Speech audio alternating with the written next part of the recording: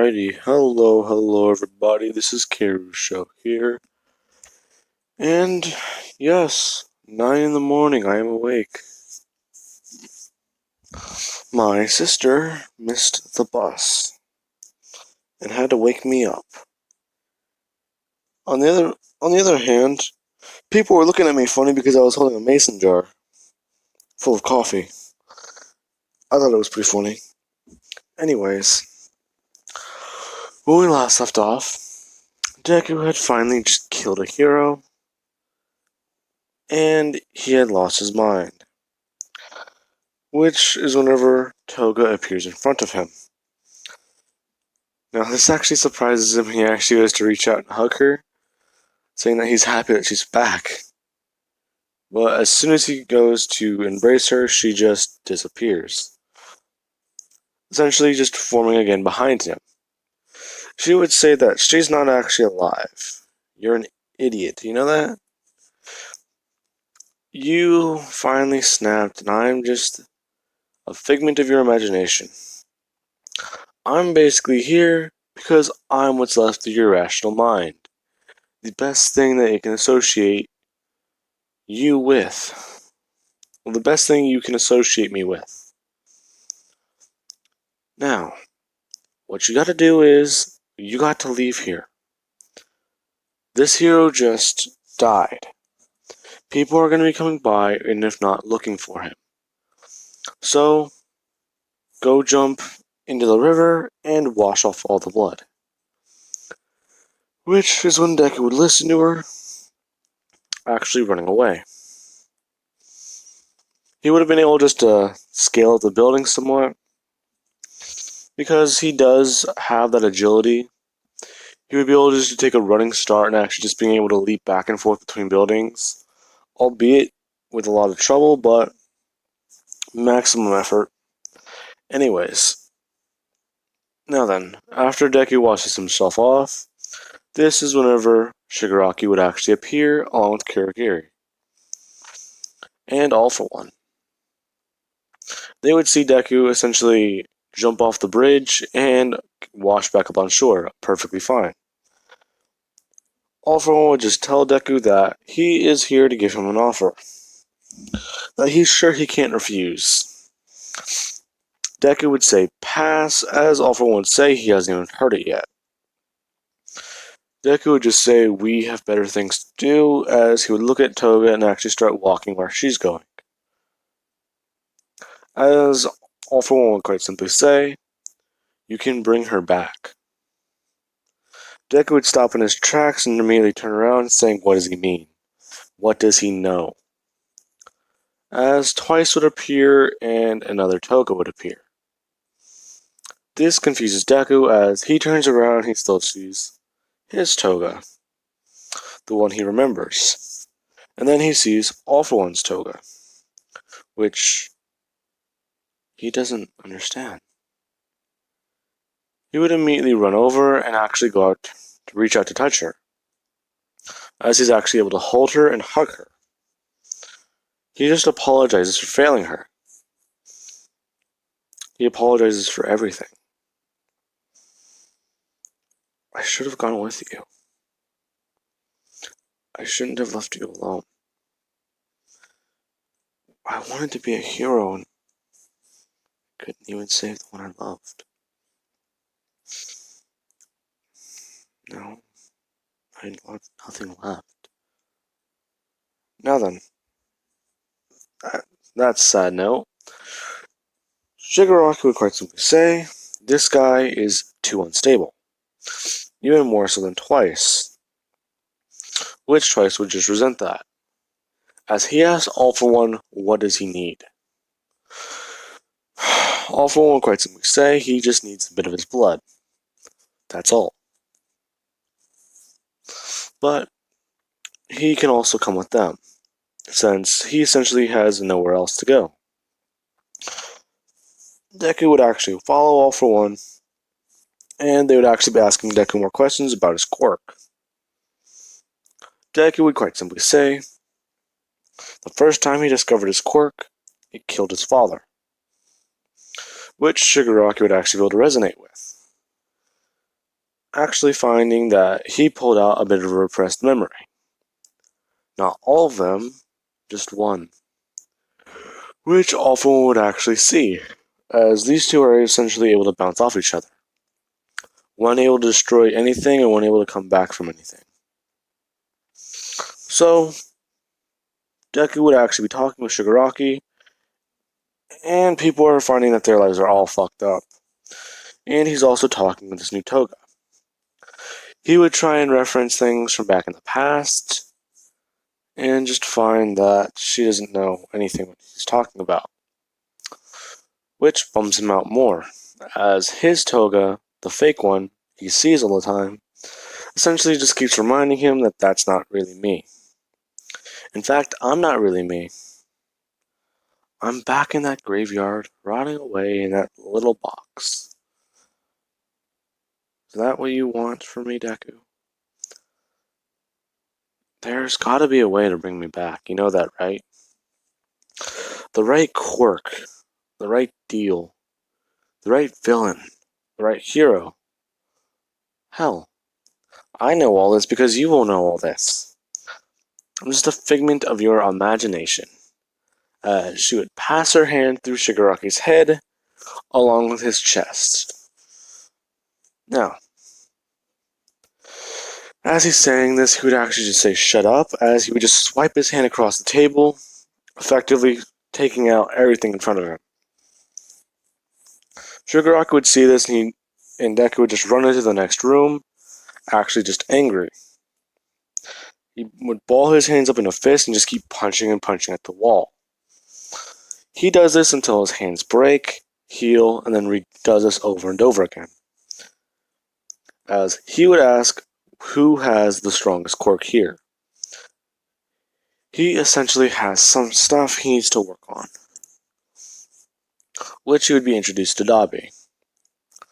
Dabi would actually tell him that he can essentially use his quirk on him, but he can't promise he'll survive. Deku would say he stopped caring about survival a long time ago. As Shigaraki, Dabi would immediately just fillet him with fire, basically scorching Deku down to skin, with nothing but burned flesh and a skeleton, which somewhat surprised him. Which is whenever he would quite simply just walk into the next room saying that he's pretty sure he just killed that guy. As a couple minutes later, all you would hear is a little tapping. As soon as that happens, they would walk over to the room Deku was in, and they would find that his hand is moving. As he would immediately just gasp for air, immediately just saying, "Wow, that was his longest one yet." Which would surprise Dabi. He's asking how he's still alive, and Deku would quite simply just tell him, "This is not my first rodeo, my friend. This shit happens to me way too often. I have found that out. I have just been leaping off of buildings, trying to get out of here. But look at me, stuck in a fucking story." Which confused them even more. "You truly are insane, aren't you, kid?" "Well, what do you expect, Mr. Fucking Hands?" Not dignifying that. Anyways, this would happen over the next 11 months, where Deku just finds that the toga that they made for him is nothing but a blank slate, which drives him even more crazy. As the day the attack would happen, All For One actually asked Deku if he can give him a quirk, and what quirk would he desire. Deku would just ask if he has a quirk to bring anyone back from the dead. All For One would say no, he does not. There's a necromancy quirk, but that would basically be a zombie, which he doesn't think he was interested in. Deku would say guess not, as he just starts thinking about his next move. Now, they would actually hand Deku a suit, and the suit is red and black. It's basically a bona fide hoodie and flame retardant pants. Because no one wants to see that. Now, after this, Deku is actually suiting up, thinking, what should they do? He's asking Toga if they should go on a date next time, or what should they do next. She would quite simply say that she doesn't care. They should probably do so, but as Twice had cut him off, saying that, she's not real, right? What do you know, man? Well, I can tell you one thing. I'm not even sure if I'm the real me. How are you not sure if you're the real you? You're you, right? No, you don't understand. This is one thing my quirk allows me to do. Now, another thing my quirk allows me to do is duplicate myself. I did it one too many times, and now I'm not sure if I'm the original. All the rest of me killed each other. So, we just try not to split. Wow, that sounds really fucked up. Now, Deku is just being told that he just needs to let her go, but Deku can't. Because how do you let go of the only thing you ever had left? It's harder than anyone ever realizes. It's possible. Now, Deku, he would just finally give up, saying, let's just go there and get this done. He was not told what this job was. He was just told he needs to go. He would walk through the portal and actually arrive, seeing that they're in some sort of place. He's looking around as he sees nothing but different areas. He sees a river with a giant lake. He sees a giant building on fire, and he even sees different disaster zones. As he looks around, he sees a class of students. He immediately just pulls down his mask, and he thinks, well, I could not be a good hero, but let's see what we got here. He immediately just summons a pair of swords, and he actually is waving them around. Actually somewhat surprising himself, because he didn't really think about this, but his quirk is at least useful for one thing. He's basically got a fucking armor in his pocket. He can summon anything. Wait, I wonder, as he would immediately summon a chimichanga. Best quirk ever. Anyways. Yeah, there's that light little tone of levity Deadpool has. Humor hiding depression. Every high school student. Anyways. Too real. Deku is actually thinking that, essentially, he has to fight and kill all these people, so might as well make it a good show. As he starts walking forward with his swords. This is whenever Eraserhead would actually run in, trying to actually stop and fight against Deku. Deku just says that that's not really going to happen.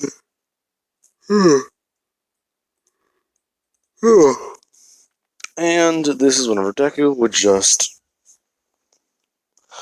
go to swing at Eraserhead, and Eraserhead would meet him with his own knife.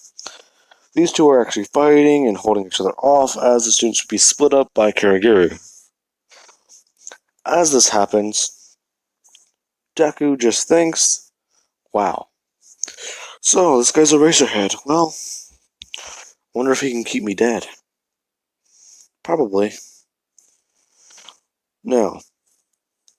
He's thinking that essentially Eraserhead might be able to turn his quirk off so he can finally die. So he actually just lets Eraserhead stab into his chest with his quirk. Well, while he has his quirk activated, and Eraserhead is kind of shocked that this guy just stood there and took the blade. Deku would fall over, dying, and Eraserhead would just pull his knife out, saying that, wow, you guys really are crazy, aren't you? Now, after this, Deku would just immediately regenerate after a minute or so, actually coming back to life, screaming fuck. As Eraserhead would look and see that wait, didn't that guy just... As he would be met with the gnome, his hands mashing his head into the ground.